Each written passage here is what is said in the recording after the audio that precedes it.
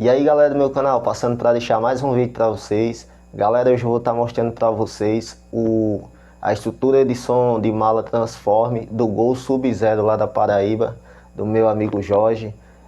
Vou estar mostrando para vocês aí um sistema bem interessante, parecido com o sistema anterior do Gol do adesivo, do amigo Matheus. Mandar um abraço aí para o amigo Matheus, agradecer por ele ter permitido de eu ter gravado o som dele.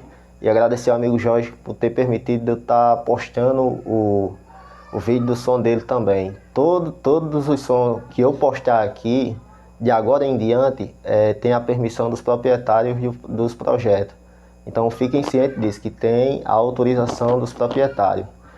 Vou estar mostrando para vocês hoje o Gol Sub-Zero, então acompanha aí. É um sistema top, 32 médio também.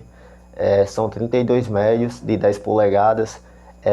O sistema de grave dele é aquele sistema push-pull, o sistema de caixa de grave da EAP, que são, no caso lá, ele usa 4 grave frontal e 4 grave invertido. No total lá são o que? São 8 graves no som do Gol Sub-Zero.